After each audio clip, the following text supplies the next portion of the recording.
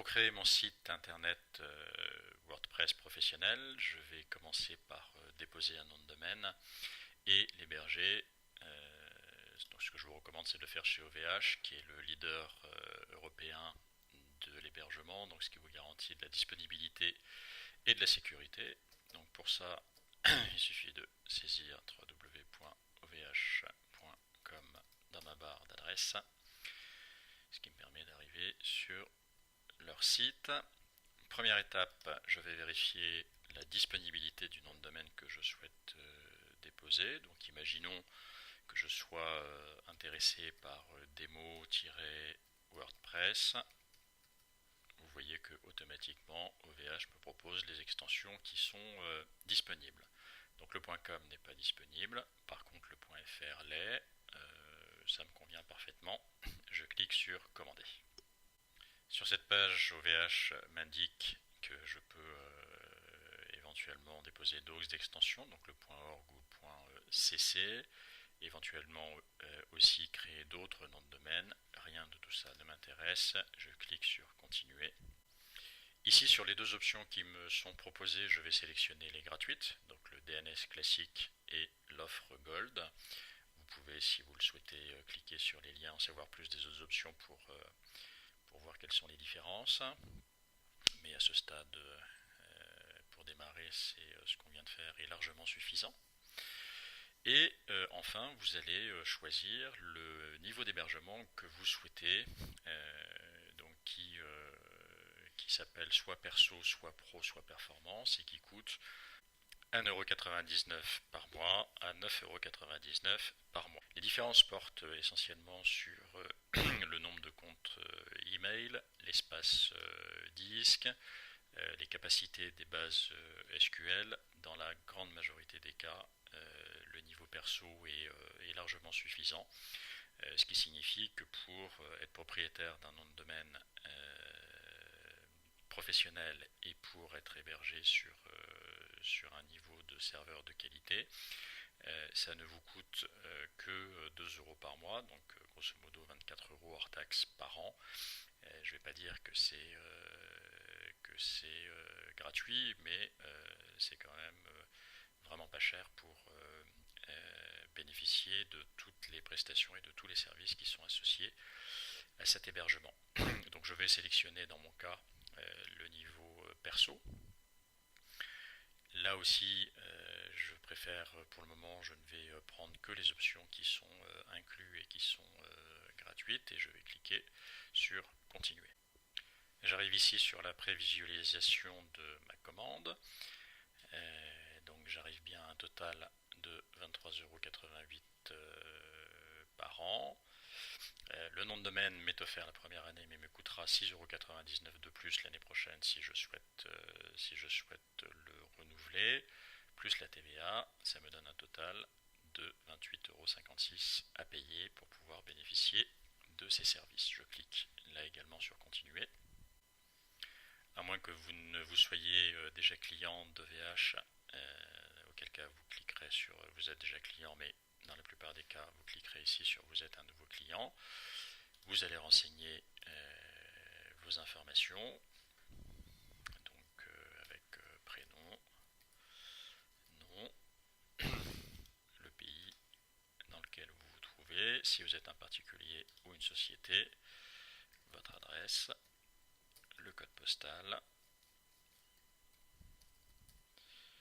la ville dans laquelle vous vous situez, vous rentrez votre adresse mail dans le champ correspondant. Une deuxième fois, vous indiquez votre numéro de téléphone. Donc évidemment, moi je suis déjà client de VH, je me connecterai plus tard avec mes identifiants. Vous avez bien validé ces informations, vous pouvez renseigner la façon dont vous avez connu EVH, c'est-à-dire grâce à moi, mais ça ne figure pas encore dans la liste, et vous cliquez ensuite sur continuer. OVH vous demande d'indiquer un mot de passe pour sécuriser votre compte. Voilà, vous le saisissez 2 fois. Ici, vous voyez apparaître le récapitulatif de vos informations, donc votre prénom, votre nom, votre adresse mail, qui sont repris en ensuite dans les différents paramètres de gestion de votre nom de domaine, le propriétaire, l'administrateur, le gestionnaire technique et celui qui va recevoir et payer la facture. Vous cliquez sur continuer. Ici, cas particulier, puisque j'ai déposé un .fr et la FNIC, le bureau d'enregistrement des noms de domaine en France, me demande des informations personnelles, donc d'indiquer ma date de naissance.